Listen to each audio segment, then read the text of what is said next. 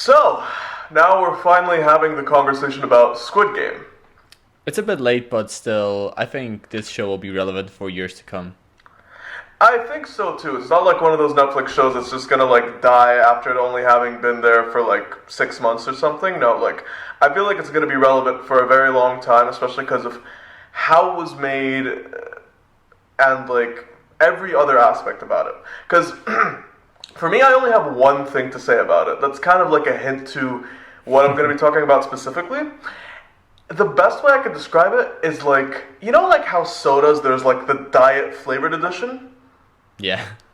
This is like a diet Kubrick Korean flavored edition. That's the best way I could describe it. I mean, this show has Korean filmmaking written all over it. Oh, definitely. But it definitely pulls a lot of inspiration. South Korean, just to be specific. Yeah, South Korean, definitely. But, would you like to begin just so then we can get into that? Sure. Let's go.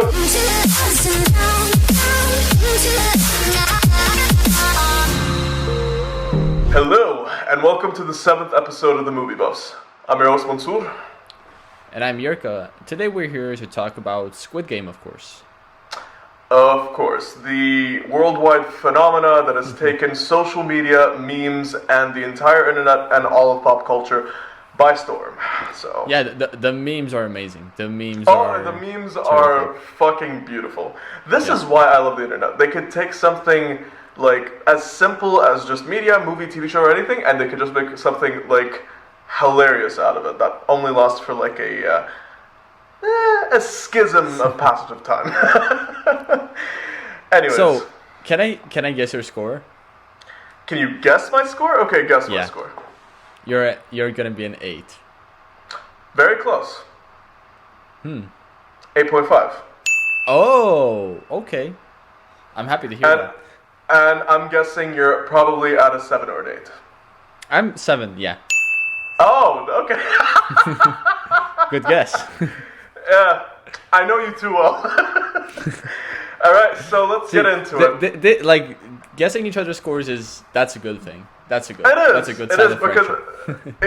Because it's we know each other so well that we understand each other's tastes and each other's perspective. So we're able to just kind of gauge that. I mean, the Dune one was the only one where we just wedged completely, but at least now we're back on the same vibe. Okay, so again, just because he gave it a 7 doesn't mean he didn't like it. I liked it. FYI. I liked it. I liked it a lot. It's an amazing show. The biggest thing for me is that the show, for me personally, it peaked with the first episode, and then it, not to say it went bad, but it never exceeded the first episode. Well, it's because of the initial shock. It's because of the initial shock. I can understand that. No, but also, if we're, getting straight up into it, for me, the first game, Red Light, Green Light, was by far the best game. And especially, at the end, the whole thing is called Squid Game. And by very far, the worst game was Squid Game. Which, it was just a fight. It was just a fight. I mean, it kind of makes sense because it's one of those traditional games where no rules apply. You can be violent, you can do anything, but you just have to get to the end point. And both of them were just so fed up with one another that it would make sense that they would just go full out fighting and almost kill each other. That's my biggest issue. I didn't want it to end up being a one-on-one thing. Because I kind of wished it would be kind of like a team co-op, and that main guy, I forgot his name. He would just. Oh wait, I can pull this up. What? Doesn't matter. It doesn't matter. Why am I even trying? the main guy, I thought he would mastermind the shit out of it, and it would be it would be a cool final game. He's not a mastermind by any means. But didn't they show at the start that that's the one game that he really exceeded at? Yes. But again, this is something that he played as a kid, but he lost his vibrance, he lost his inspiration. He got jaded much more when he got older. And he considered this his peak time of life was when he was a child. Okay, so his name was Gi-hun. The character, his name was Gi-hun. Okay, so for me, as I mentioned earlier about like a Diet Kubrick Korean edition, there is so much inspiration of Kubrick in the show, and in a good way. And I'm not talking about Yeah, like the Blue Danube theme from 2001: A Space Odyssey. I mean, they utilized that well enough, but it's about also like some aspects of the cinematography, the popping of the colors, the how they like the mise en scene specifically yeah. felt so Kubrick that The it was set like design was amazing. the set design, the costumes, the mise Yeah, en scene, even at some points the cinematography were so yeah. fucking well done that like it gave me goosebumps and kind of like made me reminisce about Kubrick. So I really enjoyed that. I really enjoyed that aspect. But in the sense of everything else, I mean, they did a phenomenal job with Yeah. setting up of story, setting up of characters, backgrounds on characters, details, interactions, reactions, how organic the situation was, and like the reactions of the characters themselves were like very realistic, Yeah. considering their own They situations. And were yeah, they were very realistic. Like by all means, like this was like almost a perfect show, and like it's a perfect show that like for me personally fucks up on a couple of points, and that's why it's a 7 out of 10. oh no, But no, no, no. I understand. Same thing with me. Like it's that's why for me it's like an 8.5 and like not a 8 or like not a 9 or 10. So I can there understand. there are parts that like really, it's not even that like I was like I wish they did it better. Like I actually like was like not offended, but I just didn't like the things that they did, and at times it was also predictable. So that's like the few aspects, but otherwise, like like you said, the cinematography is great, mise en scène. Uh, The acting. I love the character. I love the characters. That's like the biggest praise that I have for this show. That not a single character is good. How you would expect. Like each color character has its flaws. Every character is fully flushed out in their own way, and every single one of them is like gray area. None of them are pure white, none of them are pure black. All of them are completely gray area characters, and that's what I love. The only thing like I feel like when they like made the twist that his friend, I forgot his name as well, was the Wait, I want to get this right. I don't want to screw us over. So I But love anyways, the continue. twist and the development of his friend, slowly becoming this villainous figure. Like he was like sort of kind of like an antagonist. Like he sometimes he did bad things, sometimes he did good things, but it seemed like he's there for himself. So and we slowly see him progress into like a proper villain almost. And I loved his character. Like for me, he was my favorite character. Actually, also Ali. That's the one person I remember. Ali was great. Ali was the purest one. He was the purest Oh, yeah. one who just got shafted. He got Yep. shafted. Yeah. Like, The only person who I didn't like was like the main bad guy throughout the whole thing. Like I don't know what they call him. Like the king front man? or Yeah. No, The no, no, front no, no, man? no. The front man was a bit weird. Like the twist with the front man, I saw it coming miles away too. I mean, yeah, no, the front man, I mean, okay, Yeah. that twist, once I got past episode, like, 6, I was like, okay, yeah, that I Yeah. can see it coming. But, like, Yeah. it still struck a chord. Like, it didn't Oh, just yeah, yeah, yeah. completely, it still struck a chord really hard, especially, like, his reaction to, like, him having to kill his own brother and, like, how it haunted him That after brother, that. he's not dead. Like 100%, he's not dead. How do you know he's not dead? Because when you don't see a character die, he's not dead. We just saw that with the old man. I mean, Il for Nam. me, no, that one was a weird twist. I mean, I kind of liked it, but it I was saw a it weird coming twist. too, because like as soon as that's kind of my philosophy in film, and it usually is, right? Like if you don't, it's from the MCU a little bit, but if you don't see a character die, they're not dead. Fair enough, fair enough, fair enough. But like they played off really well because a lot of characters' deaths are off screen too, so they kind of like merge and mend that in really well. Because like there Yeah. are a lot of characters that you just hear gunshots of and you just see the facial reaction and like the blood spatter, but you don't see them actually die. So that's the thing. But either way, I mean, I love how fleshed out every character is. Like every Yeah. character that they focus on. Except the main, like I was saying, the main bad guy who was in the game. Yeah. I'm not again. I forgot his name, but the big gang leader kind of guy who was tattooed and stuff. So him. That guy. Yeah. I mean, he made sense because like he was more like of a he was more of a secondary foil. He wasn't like a mainline foil. Like the two mainline foils would have been Sang-woo and Ilnam. I hope I'm pronouncing that correct. Yeah. And the frontman, of course.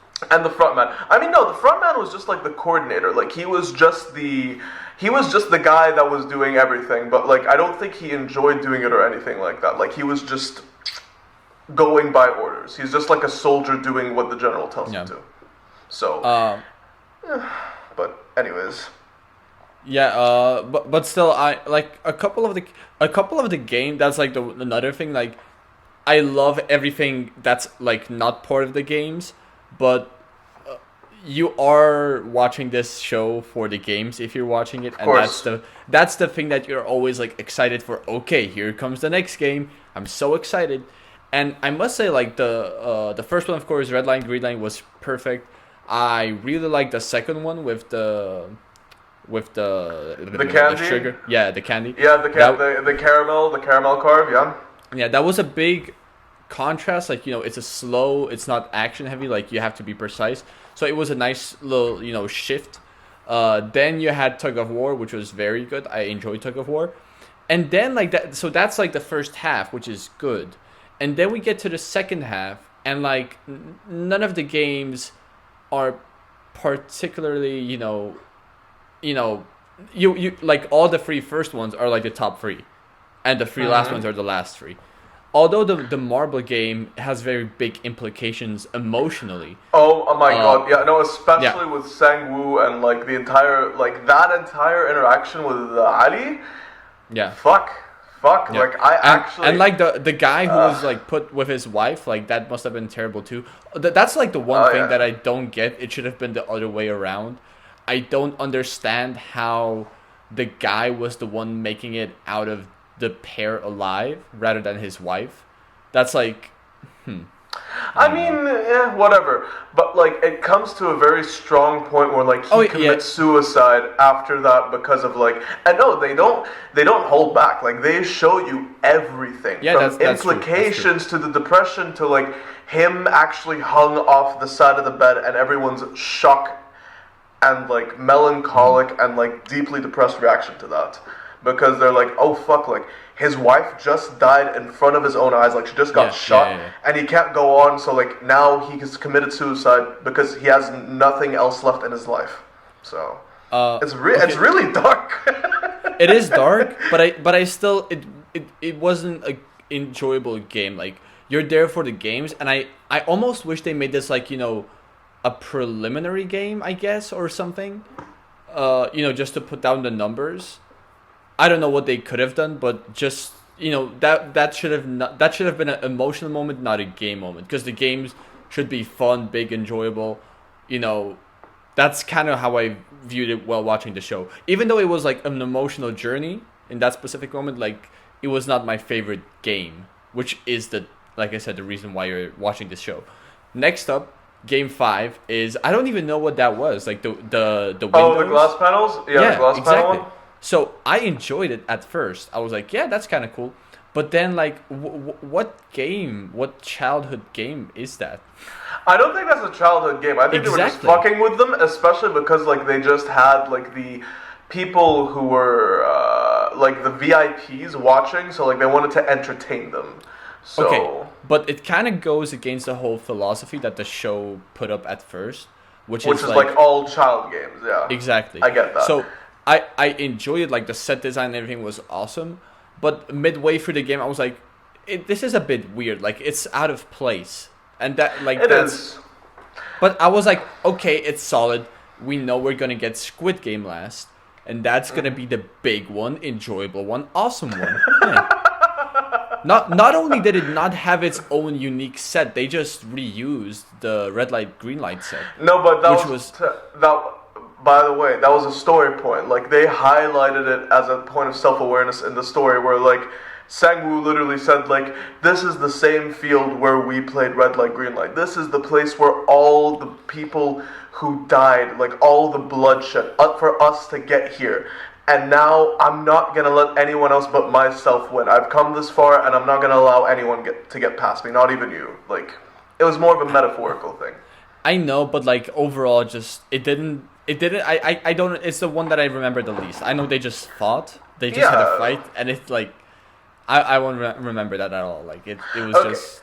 Can I praise two parts of the show that I like really absolutely adored? Yep. So the other female character who hung around Se-byuk, the other one, the one who kind of looked like a K-pop star, you know exactly which one I'm talking about. I think so. Yeah. The younger one. Mm-hmm.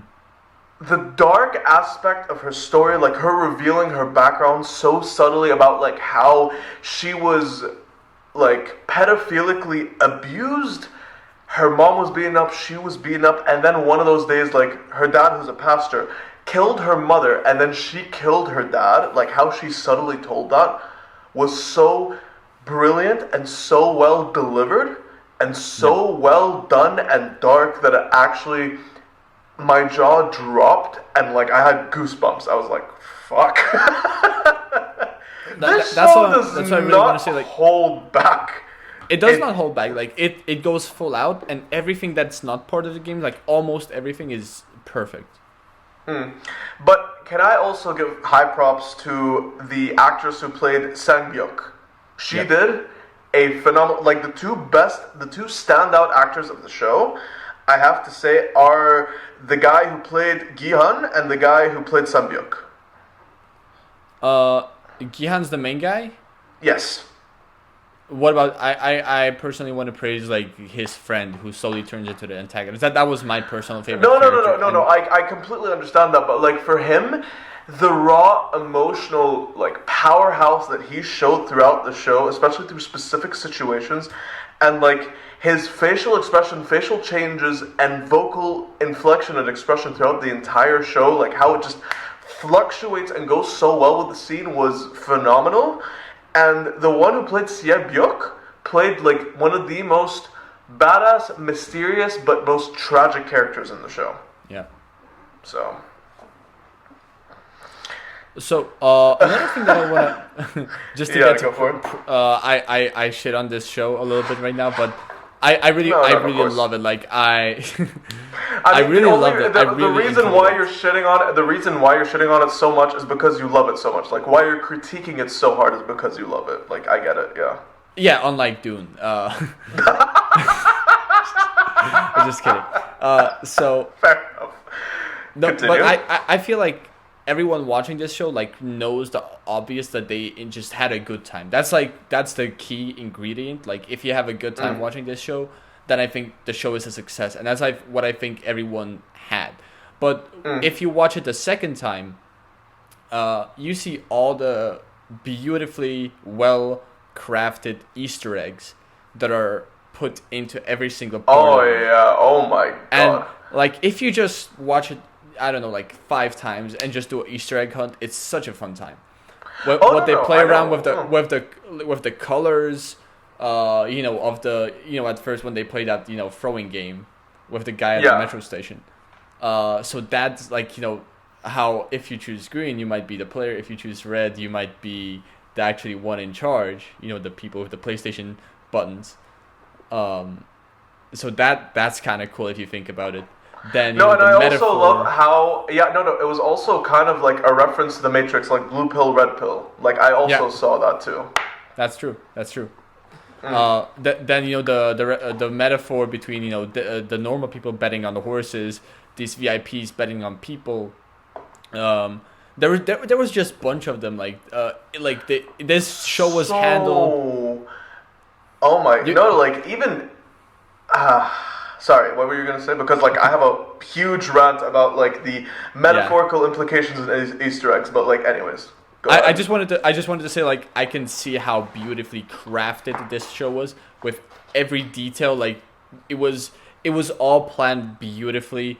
The set design, the story, characters. The filmmakers just did a beautiful job of just executing it. Like, even though I'm not a huge fan of like some plot points, and let's say a couple of the games, the way it was crafted with care, like that's something I have to appreciate a lot.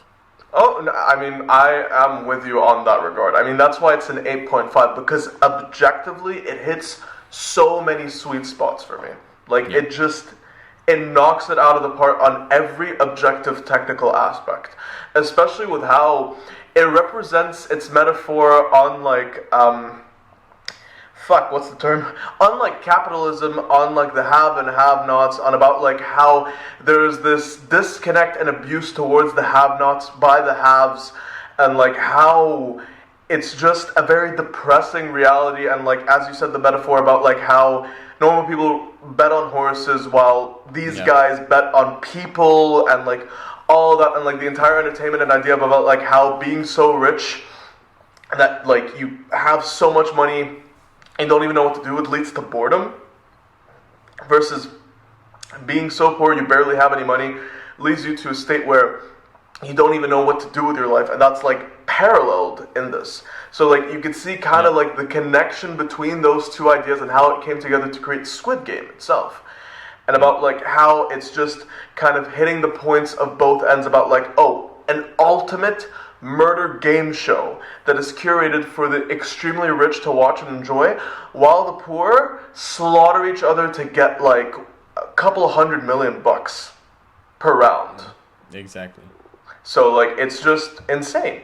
And honestly, I could gush on for hours about like the Kubrick inspirations that they utilized so fucking beautifully in the show, but like if you notice it, you notice it, and like you gush over it. But like if you don't, I get it. But like either way, it does a phenomenal job on like the side of how it crafted everything so phenomenally, truly. Like, can I just mention one more thing that I just noticed when I was rewatching it a second time? Sure. Did you notice that the cop that infiltrates Squid Game, he just kills a random dude without even knowing what's going on? Oh yeah. I didn't even realize that the first time, but like while watching it the second time, I was like, did he just like kill a random guy? Like the first time, I was like, okay, these guys are evil. I know he's going after them, but like the second, I was like, he doesn't know that yet. Like he doesn't know what's going on. Like he just sees people in a truck. Yeah. Oh, so it must be bad. He just assumes it's something bad, and just like straight up chokes him out, takes his suit, and drops him in the fucking ocean. I'm not surprised that he think it's something bad. What I'm surprised is that he actually kills someone. No, he doesn't knock him out. He just like straight up chokes him out, kills him, and like drops him in the ocean. Yeah, like. Exactly. That entire subplot with the cop that's like, I liked it a lot, but the way they ended it, I was like, meh. Yeah, no, like the ending to that was very bad, because he's very connected to the story, like in a major way. So like you understand why he was involved in this, and why like he was so into this and wanted to investigate it, because like you feel like it was a part of his life, like something important to him, like not just some random cop who walked up and like, oh, something strange going on, I'm hero cop, let me go investigate. Like no, like there's a personal connection, a very strong personal connection to it. So the reason why I was like feeling a bit weird, because like he managed to infiltrate this super secure, organized facility. He was accidentally part of some underground shady business with the organs and stuff. He managed to get through all of that, and then he escapes to a massive abandoned island, and he can't hide from these guys there. Like, Well, again, because all their equipment is tracked, so they managed to track him down. So I know, but he took the tracker. But he took the tracker off. But they knew he was on this secondary island, so like they looked for him and everything. That, it's still a massive island. I'm pretty sure like if you play hide and seek with someone, not only in a building but on an island, they'd probably manage to win. I mean, it's realistic. You have to suspend disbelief with it, but like it works. Especially when you've seen what this guy could do. I wouldn't be surprised if like he hid himself somewhere. They were searching for him, and he killed another one of these PlayStation button guys, took on his costume, and the PlayStation Red guys.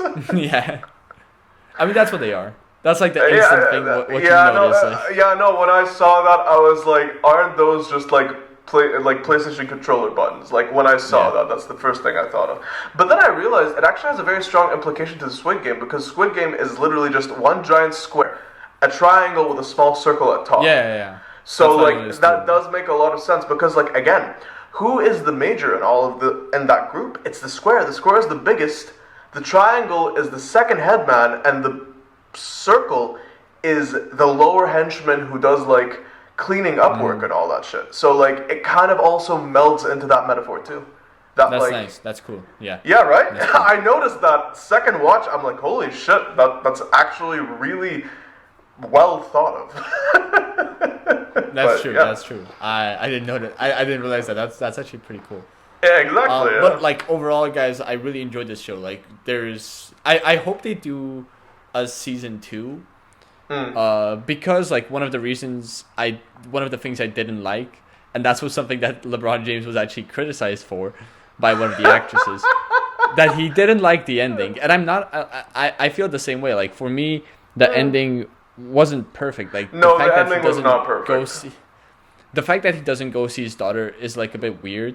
Yeah, I like the fact that he like is like, okay, I'll go take it down. I want to see how, but he should have went to see his daughter. So, I feel like the show has massive, like it has easily 10 overall level of potential. So that's why I really want to see a season 2. Imagine games like The Floor is Lava, Tag. Oh my god! Like that's actually. Remember when they first arrived to the set location of the candy location? I thought it's gonna be Floor is Lava, because they have seriously? Like playground stuff.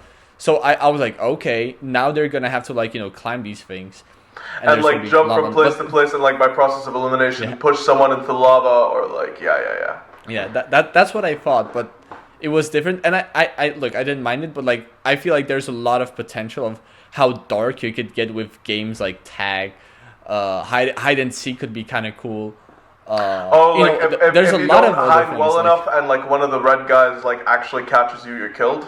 Damn. Imagine you do something like dodgeball. Like dodgeball could be pretty cool, where you just like throw like grenades or something.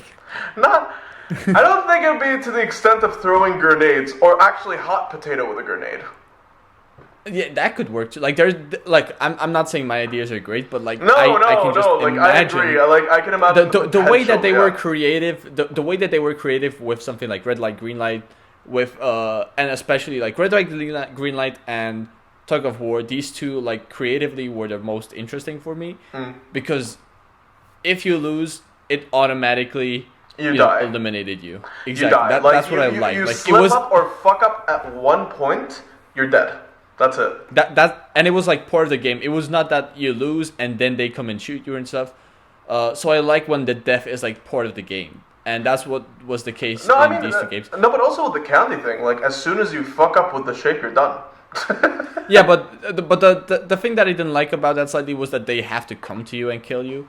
What I liked about the other two was that the game kills you, not the PlayStation button. Oh, like insta-death. Like the snipers are up there, they're like, see you move, and like the girl senses you, like, done. Yeah. You're out. And with Tug of War, like the team that, gets pulled over, like falls to this pit that's like that's like dark, the and guillotine it's awesome, comes down and it just like they all fall to their fucking death. And it's not like death of one person, it's like a death of a group of like 10 people, which is yeah. Damn. Exactly. Well, anyway, like overall I loved it, and I would love to see a season 2 simply because I do think it could be a 10 very easily. I mean, I don't mind the fact that they're trying to make a season 2, but they could have just ended it right there. They really could have. But, I mean, he should have gone on that fucking plane. He should have gone on that fucking plane, and they could have just ended it there, and that would have been, like, beginning to end a, like, very fucking good show, and that would have been it. So I think there are no plans, from what I've heard, that of a season 2 as of now. I mean, no, there are no So- plans, but it's so successful that like the creator might be considering making a season 2 because mind Well, you, of course. he wrote the script back in 2007 and was constantly that's- rejected until like That- maybe that story is 20 inspirational. 2019. Yeah. Like he became one of the biggest hit shows and he wrote the script back in 2007. Like 2007, 2008. So the only thing that like the way that it ended, it almost implies even like more than Dune that there has to be a part 2, a season 2. More than Dune. You're too butthurt about Dune, man. Oh, come on. If he got onto that plane, you could have speculated, or like you could have like thought that's just the end, that we won't see this character anymore. He got onto the plane, he left the past behind him. But the fact that he doesn't get on that plane, and it's like he will go burn it down, like you expect almost to see what's gonna happen. Well, I think for me the ending was a little weird because like he already did right by a lot of the people that he has done wrong. Like he managed to help out. Like even though Se-byuk died, he helped out her little brother. He helped out Sang-woo's mom, and like he was about to go see his daughter. Like he got the money straight and everything, and like he partially got revenge on Il-nam. So like he kind of set himself on like a good straight path, and like the dying of the Red. By the way, do you know why he dyed his hair red? Because how I felt was that red symbolized power in the game society, the game world. No, I don't think it was that.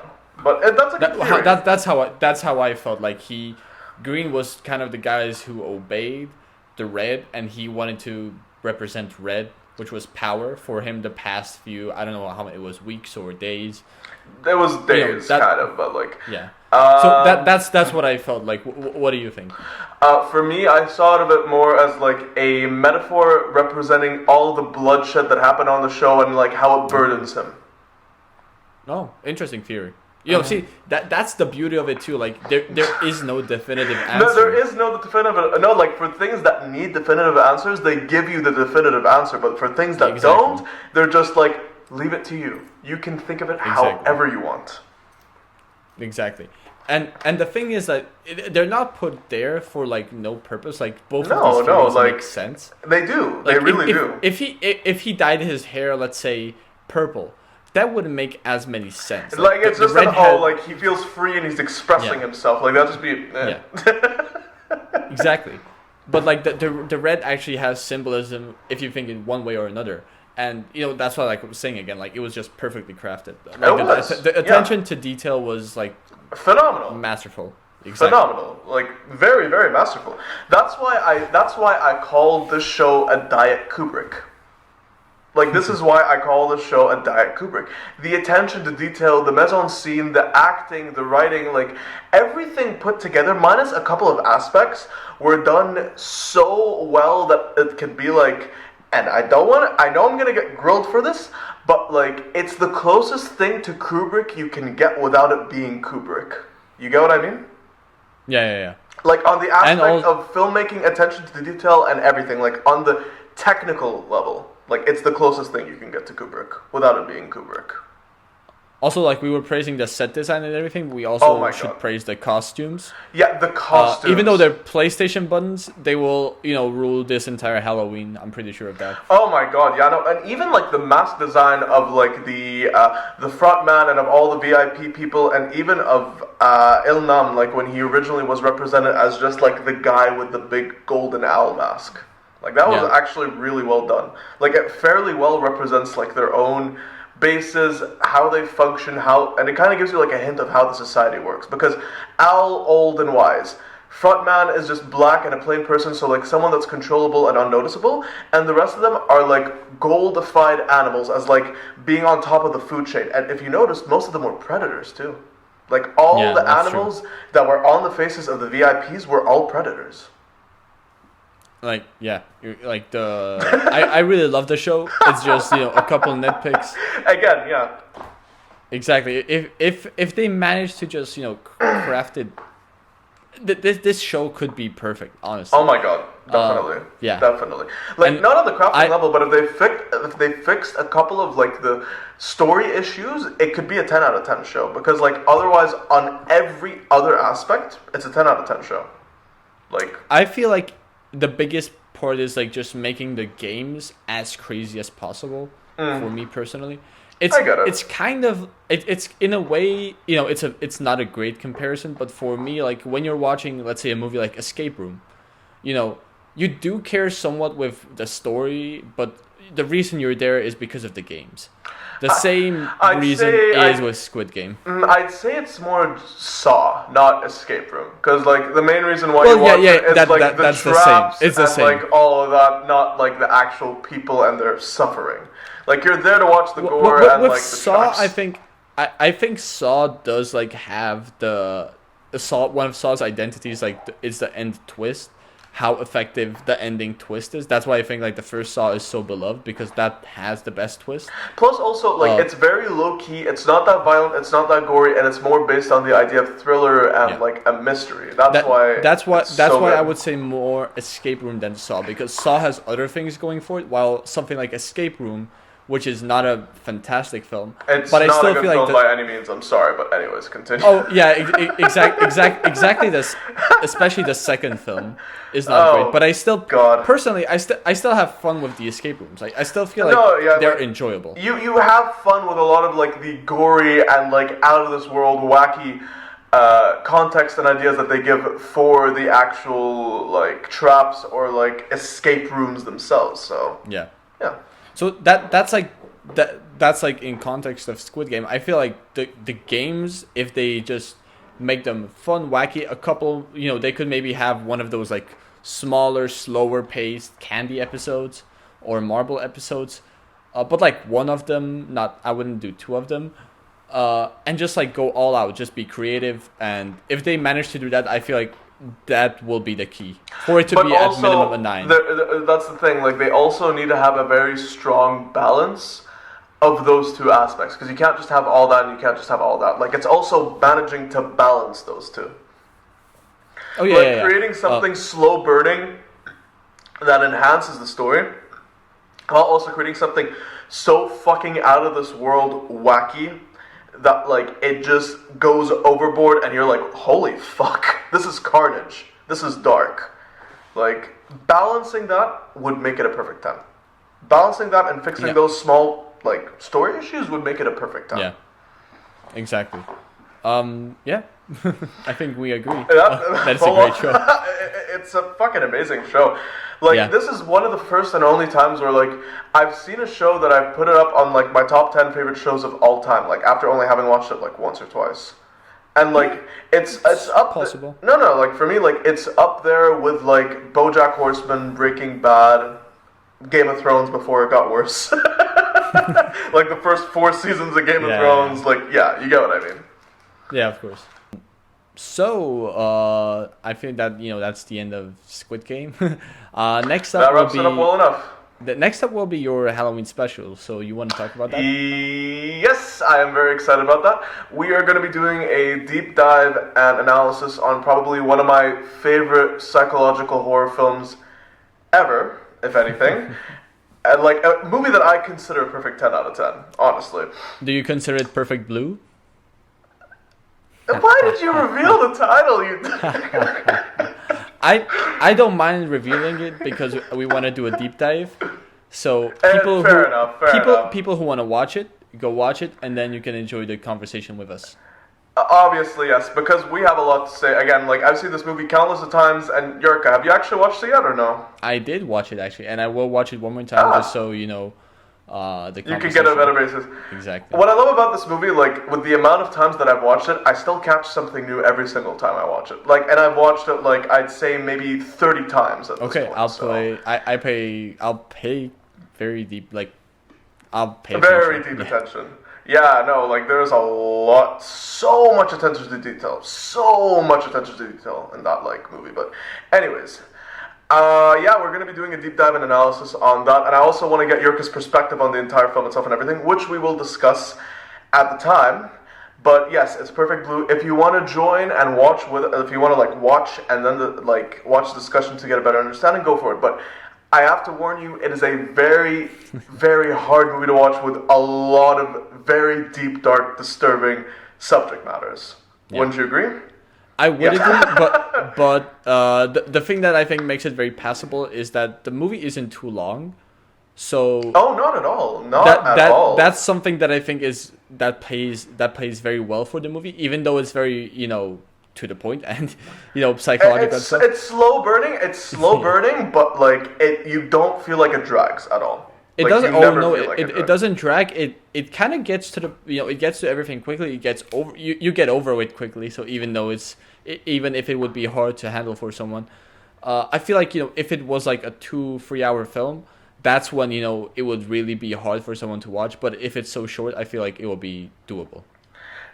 It's doable, but again, like especially for a lot of people, the subject matter itself will be very fucking disturbing and like very fucking gut-wrenching to say the least. Well, let's keep it for next episode. Yeah, let's keep it for next episode. Just a little disclaimer there, Awesome. but like either way, thank you guys so much for watching. Please, if you like the video, leave a like, subscribe, turn on the notification icon just so then you actually get updates on our videos too. And if you have any questions, comments, concerns, recommendations, or if you have any other like reviews or your own personal opinions or like objective responses that you want to give to our own debates or reviews, please leave them in the comments below. But otherwise, well, we'll see you on Halloween for the Halloween special. So we're very excited for that, and we hope you enjoy that too. But until then, peace. See ya.